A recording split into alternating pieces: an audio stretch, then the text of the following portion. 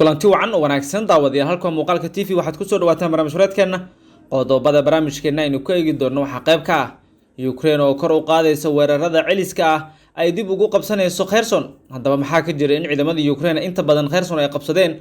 Warbixin ayaan idin kaga helnaa ciidamada Ruushka dib loo jabiyay iyo guulo waaweyn oo Ukraine ay gaarayso. qodobadaas ayaan barnaamijkeena intiisa badan ku eegi doonaa saaxiibayaal. Aragtiyadiina waa inoo muhiim soo dhawaada. ololaha Ukraine ay ku doonayso inay dib ugu qabsato gobolka Kherson ee la haysto ayaa mar kale xawaarihiisa aad u sii laba jibaarmay.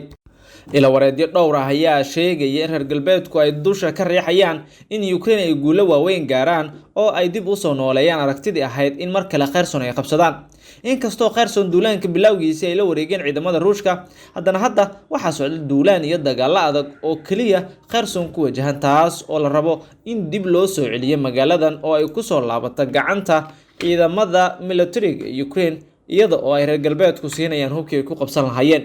buundada muhiimka ah ee dhaxmarta magaalada Kherson ayaa hadda shaqayn weyday kadib markii ciidamada Ukraine ay ku garaaceen gantaalada ridada dheer oo ay siiyeen Mareykanka, waxaana durbaba u suura gashay in gabi ahaanba isu socodka magaalada ay joojiyaan. ciidamada Ruushka ayaa isaga kala guushaya buundadan, balse hadda ma jirto inay isku gudbaan xitaa in ay isdhaafsadaan hub ama sanad military.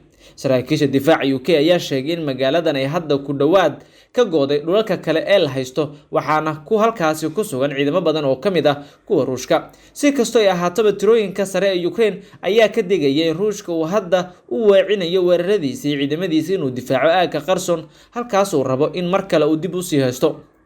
meel istaraatiiji ah oo ku taala galbeedka webiga Dnepro ayaa la soo warinayaa in dhibaatooyin badan ay ka jiraan.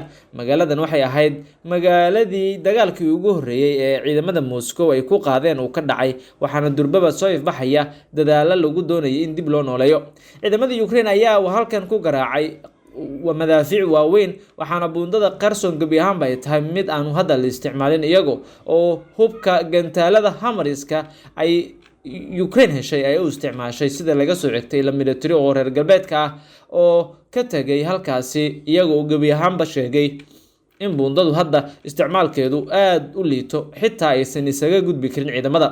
burbur caalami ah ayaa soo gaaray, waxaana burburkan uu yahay mid la sheegay inuu ka haray buundada dheer nus mayl, mid ka mid ah labada wado ee muhiimka ah ee dhaxmarta webiga Dnepro oo labaduba hadda la garaacay lana duqeeyay. burbur xooggan uu soo gaaray. Moscow ayaa ku tiirsan isgoosyada si ay dib ugu soo celiso ciidamadeeda ku sugan galbeedka webiga, waxayna hadda halis ugu jiraan in ay ka go'doomiyaan ama ay go'doomiyaan ciidamada intooda kalena ay ka haraan goobaha Ruushku haystana ay laba qayb kala noqoto. buundada saddexaad oo dulmarta webiga la yiraahdo Inhalets ee dhanka waqooyi bari ee magaalada Kherson ayaa sidoo kale la duqeeyay laguna garaacay madaafiic waaweyn.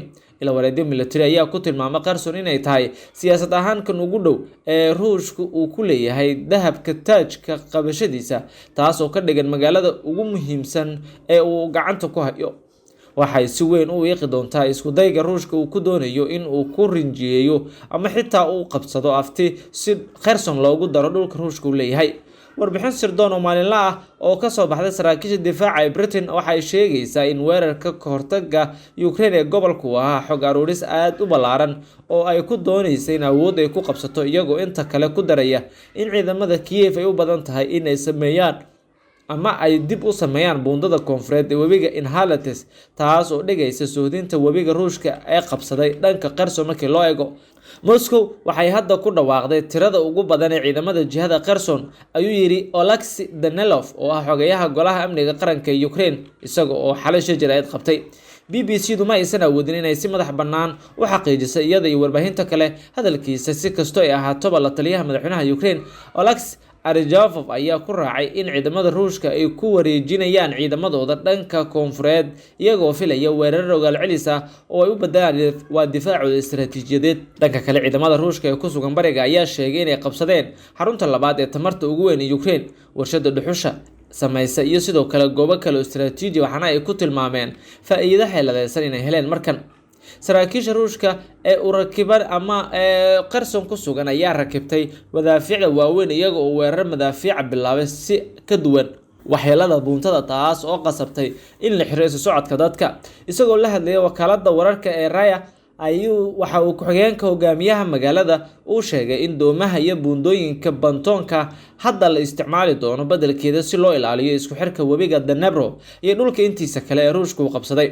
Maalmo ayaa ciidamada Ukraine waxa ay tilmaamayaan buundooyinkan iyagoo isticmaalaya habab gantaalo ah oo waxtar u leh inuu bixiyo Mareykanku. Sida laga soo xigtay ilo wareedyo muhiim oo militariga reer galbeedka ah, weerarka ayaa qayb ka ah dadaalka ka hortagaya Ukraine ee lagu go'aaminayo ciidamada Ruushka, iyada oo hadafku ugu dambeeya uu yahay in dib loo qabsado gobolka oo dhan isla markaana la abaabulo.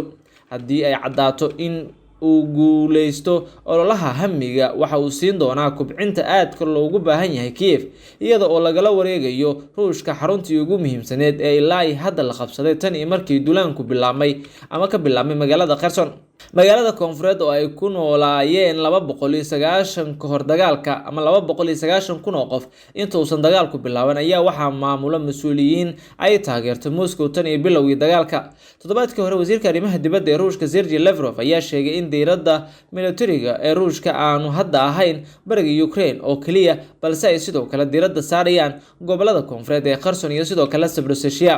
Sida ay warbaahinadu qaar ay helayaan, gaar ahaan wakaaladda wararka ee Ruushka ee taas ay ku warantay, mas'uuliyiinta magaalada Kherson ayaa maalmihii lasoo dhaafay u dhaqaaqay qorshayaal lagu qabanayo afti rasmi ah oo ku biiritaanka Ruushka u bilaabmaysa, iyada oo mas'uuliyiintu ay sameynayeen guddi doorasho oo u diyaargarooba si aftidaasi loo qabto waqtiyada soo aadan.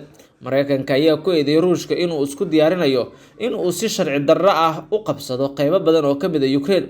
Khudbadiisa habeenlaha ahayd Arbacadii, madaxweynaha waddanka Ukraine Volodymyr Zelensky waxa wacad ku maray in Ukraine ay ugu dambeyntii dib u dhisi doonto buundada ay burburisay iyo sidoo kale isgoysyada kale ee gobolka Kherson waa haddii ay dib ula wareegaan magaalada. Inta badan magaalada hadda waxaa ka socda dagaalo iyo culays adag iyo madaafiic, iyadoo xitaa duqeymuhu ay yihiin kuwo aanu kala soc lahayn. Waxa uu sidoo kale Zelensky u ballan qaaday dadka reer Ukraine inuu sameyn doono dadaalo dheeraad ah oo ku aadan dib u dhiska dayactirka iyo sidoo kale in la ballaariyo dadaalka lagu doonayay in dib loo soo celiyo Kherson gebi ahaanteedaba. Waxaynu sameynaynaa wax walba si aan u xaqiijino in ciidamadeena ay qabsadaan dalka oo dhan, isla markaana ay fursad u helaan in ay xoreeyaan cadowga, isla markaana ay ka adkaadaan Ruushka. Sidaasi waxaa leh madaxweynaha waddanka Ukraine.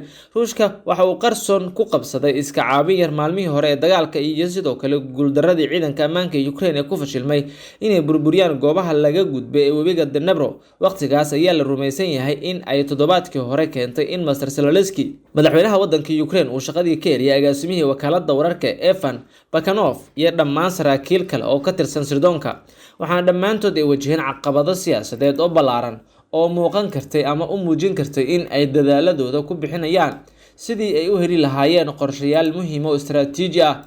Haddii aysan dhinacyadu iska kaashan militariga, awoodaha iyo dhinacyada kale, waxa ay Ruushku wajihi doonaa dhibaatada tii ugu adkeyd, maadaama ay jirto culays siyaasadeed oo adag oo ay Ruushku u baahan yihiin.